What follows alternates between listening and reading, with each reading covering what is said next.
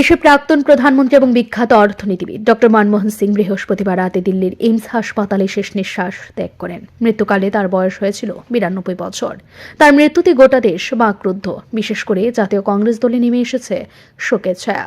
Doctor Manmohan Singh শুধু একজন রাজনীতিক নন, তিনি ছিলেন ভারতের অর্থনৈতিক মুক্তির রূপকার। 1932 সালে 26 সেপ্টেম্বর অবিভক্ত ভারতের পাঞ্জাব প্রদেশে জন্মগ্রহণ করেন তিনি। অর্থনীতিতে অসমান দক্ষতার জন্য তিনি বিশ্বের 7ম শীর্ষ অর্থনীতিবিদ হিসেবে স্বীকৃতি পেয়েছিলেন। 1991 সালে যখন ভারতে এক চরম অর্থনৈতিক সংকটের মুখোমুখি হয়েছিল, ডক্টর মনমোহন সিং অর্থমন্ত্রী হিসেবে দায়িত্ব গ্রহণ করেন। তার নেতৃত্বে ভারত অর্থনৈতিক উদারীকরণ, বেসরকারীকরণ এবং বিশ্বায়নের পথে এগিয়ে যায়। সেই সময় তার নেওয়া সাহসী আর্থিক সংস্কারের সিদ্ধান্ত ভারতকে দেওলিয়াত্বের হাত থেকে বাঁচায় এবং ভবিষ্যতের জন্য এক শক্তিশালী অর্থনৈতিক ভিত্তি তৈরি করে। 1991 সালে প্রথমবার রাজ্যসভা সাংসদ হন ডক্টর সিং। 1998 সাল থেকে 2004 সাল পর্যন্ত তিনি লোকসভার বিরোধী দলনেতা হিসেবে কাজ করেন।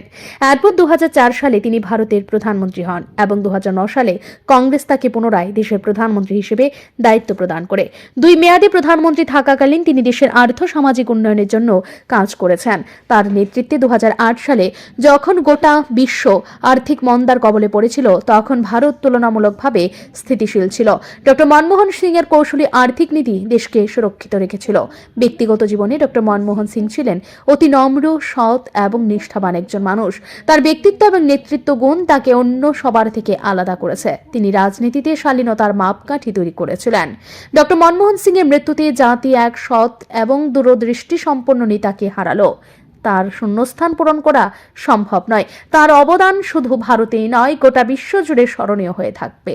তার সততা, নম্রতা এবং জনসেবার অঙ্গীকার আমাদের অনুপ্রেরণা যোগাবে। ডক্টর মনমোহন সিং এর প্রতি শ্রদ্ধা জানাতে আজ জাতীয় পতাকা অর্ধনমিত রাখা হয়েছে। তার মৃত্যুতে দেশের রাজনৈতিক এবং অর্থনৈতিক অঙ্গনে গভীর শোকের ছায়া নেমে আসে। ব্যুরো রিপোর্ট, ঋদ্ধি নেটওয়ার্ক।